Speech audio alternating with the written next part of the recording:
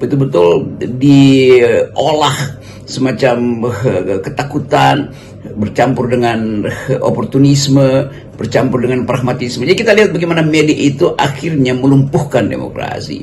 Media mengalami pendangkalan, mengalami dalam istilah komunikasi docilitas, artinya ditundukkan mentalnya tuh. Nah, keadaan ini menjadi penyebab utama kenapa tidak ada sinyal yang makin terang. Justru ketika mahasiswa menaikkan sinyal Indonesia gelap, kan itu intinya kan. Jadi kalau mahasiswa bilang Indonesia gelap, ya termasuk media-media mainstream ini yang gelap. Karena apa? Karena mereka bukan sekedar tidak memberi terang pada opini publik, mereka justru menggelapkan opini publik. Jadi fungsi pers menjadi penggelap realitas. Dan kita akan tuntut itu supaya dipulihkan, karena pemulihan itulah yang jadi semacam doa demokrasi hari-hari ini. Dan kita tetap menduga bahwa ada orkestrasi, sebetulnya orkestrasi oligarki yang mengendalikan opini publik di media-media utama, karena tetap media-media utama ini hanya mungkin tumbuh kalau ada stabilitas politik. Padahal sebetulnya kegiatan mereka justru membuat politik makin tidak stabil, karena begitu mereka membuat negative impression dalam memberitakan gerakan mahasiswa, maka mahasiswa dengan mudah menemukan alasan kenapa mereka tidak masuk dalam substansi itu.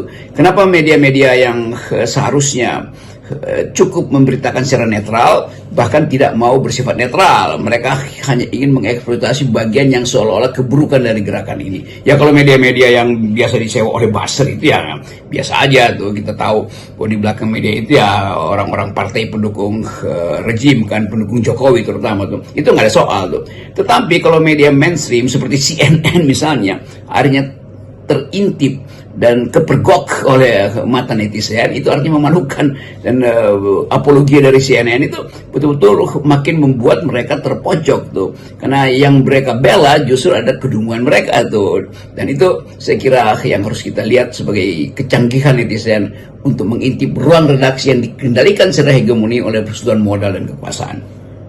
Nah, ini sekedar sekalian ini momen ini saya gunakan untuk menjelaskan ya, Bung Rocky, ini pendirian Forum News Network itu antara lain latar belakangnya seperti itu ya, karena pengaruh pemilik modal yang sangat kuat, dan kemudian mereka menjadi bagian dari kekuasaan atau dikooptasi atau mengkooptasikan diri terhadap kekuasaan gitu, sehingga kami ini para jurnalis senior itu, yang jangan menyebut senior kayaknya terlampau jumawa gitu ya, para jurnalis-jurnalis lah gitu ya, kemudian mendirikan Forum News Network yang ini nggak ada pemilik modalnya, ini supaya menjaga independensi, termasuk juga intervensi.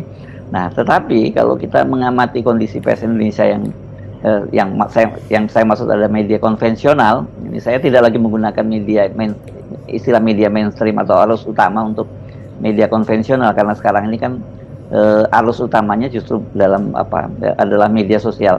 Kondisi dari media konvensional tuh kondisi yang sangat berat ya. Nah, kenapa? Karena sekarang kan orang sudah beralih ke media sosial, begitu juga para pemasang iklannya gitu. Kondisi media hari ini betul-betul tepat seperti apa yang puluhan tahun lalu digambarkan oleh Noam Chomsky, seorang pengajar di MIT, filsuf bahasa sekaligus